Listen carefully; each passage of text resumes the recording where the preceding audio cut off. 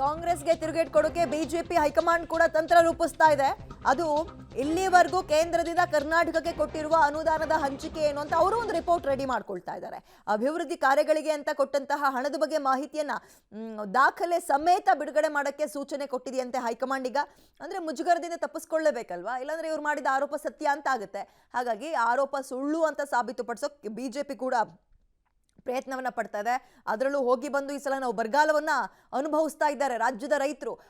ನಾವು ಹೋಗಿ ಅನುದಾನವನ್ನ ಕೇಳಿದೀವಿ, ಬರ ಪರಿಹಾರವನ್ನ ಕೊಡಿ ಅಂತ ಕೇಳಿದೀವಿ, ಅದಕ್ಕೂ ರೆಸ್ಪಾನ್ಸ್ ಮಾಡಿಲ್ಲ.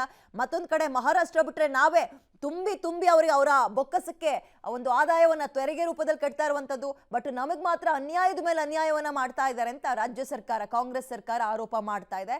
ಅಗೇನ್ ಹೆಚ್ಚಿನ ಡೀಟೇಲ್ಸ್ ನಮ್ಮ ಪ್ರತಿನಿಧಿ ಶಬೀರ್ ನೀಡ್ತಾರೆ. ಶಬೀರ್, ಈ ಕಡೆ ಕಾಂಗ್ರೆಸ್ ಆರೋಪ ಆದ್ರೆ ಆರೋಪಕ್ಕೆ ತಿರುಗೇಟು ಬಿಜೆಪಿ ಕಡೆಯಿಂದಲೂ ಆಗ್ಲೇಬೇಕು. ಅವರ ಸಿದ್ಧತೆಗಳೇನಿದ್ರಲ್ಲಿ?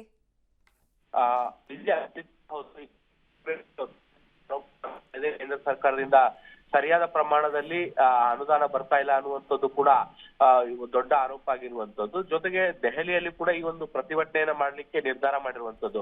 ಒಂದ್ ವೇಳೆ ಕಾಂಗ್ರೆಸ್ ದೆಹಲಿಯಲ್ಲಿ ಪ್ರತಿಭಟನೆಯನ್ನ ಮಾಡಿದ್ರೆ ಇದು ಬಹುದೊಡ್ಡ ಮುಜುಗರ ಬಿಜೆಪಿ ಪಕ್ಷಕ್ಕೆ ಆಗುವಂತದ್ದು, ಕೇಂದ್ರ ಸರ್ಕಾರಕ್ಕೆ ಆಗುವಂತದ್ದು. ಹೀಗಾಗಿ ಮುಜುಗರದಿಂದ ತಪ್ಪಿಸ್ಕೊಳ್ಳಿಕ್ಕೆ ಈಗ ಹೊಸ ಕಾರ್ಯತಂತ್ರವನ್ನ ರೂಪಿಸಿರುವಂತದ್ದು. ಕಳೆದ 9 ವರ್ಷಗಳಲ್ಲಿ ಪ್ರಧಾನಮಂತ್ರಿ ನರೇಂದ್ರ ಮೋದಿ ಅವರ ಸರ್ಕಾರದಲ್ಲಿ ಕರ್ನಾಟಕಕ್ಕೆ ಬಂದಂತ ವಿಶೇಷ ಅನುದಾನಗಳೇನು, ಮತ್ತೆ ಈವರೆಗೂ ಎಷ್ಟೆಷ್ಟು ಅನುದಾನವನ್ನ ಯಾವ್ಯಾವ ಸಮಯದಲ್ಲಿ ಹಂಚಿಕೆ ಮಾಡಲಾಗಿದೆ, ಯಾವ್ಯಾವ ಯೋಜನೆಗಳಿಗೆ ಹಣವನ್ನ ಕೊಡ್ಲಾಗಿದೆ ಅನ್ನುವಂಥದ್ದನ್ನ ದಾಖಲೆ ಸಹಿತ ಬಿಡುಗಡೆ ಮಾಡಬೇಕು ಅಂತ ರಾಜ್ಯದ ಕೇಂದ್ರ ಸಚಿವರಿಗೆ ಈ ಒಂದು ಸೂಚನೆಯನ್ನ ಕೊಡ್ಲಾಗಿದೆ. ಈ ನಿಟ್ಟಿನಲ್ಲಿ ಈಗಾಗಲೇ ದಾಖಲೆಗಳನ್ನ ಸಂಗ್ರಹಿಸುವಂತ ಕೆಲಸಗಳು ಕೂಡ ಶುರುವಾಗಿದ್ದಾವೆ. ನಾಳೆ ಅಥವಾ ನಾಡಿದ್ದು ಬಹುಶಃ ಇದಕ್ಕೆ ಸಂಬಂಧಪಟ್ಟಂತೆ ಸುದ್ದಿಗೋಷ್ಠಿಗಳನ್ನ ಕರೆದು ಕಾಂಗ್ರೆಸ್ ಸುಳ್ಳು ಹೇಳಿದೆ ಅನ್ನುವಂತ ಆರೋಪವನ್ನು ಸಾಬೀತುಪಡಿಸುವಂತ ಕೆಲಸವನ್ನ ಕೂಡ ಮಾಡುವಂತ ಸಾಧ್ಯತೆಗಳಿದಾವೆ. ವಿದ್ಯಾ, ಥ್ಯಾಂಕ್ ಯು ಶಬೀರ್ ತಮ್ಮ ಡೀಟೇಲ್ಸ್ಗೆ. ಇದೀಗ ಒಂದು ಕಡೆ ಕಾಂಗ್ರೆಸ್ ಆರೋಪಕ್ಕೆ ತಿರುಗೇಟು ಕೊಡಲು ಬಿಜೆಪಿ ಕೂಡ ಸಕಲ ರೀತಿಯಲ್ಲೂ ಸಿದ್ಧತೆಯನ್ನು ನಡೆಸಿಕೊಂಡಿದೆ.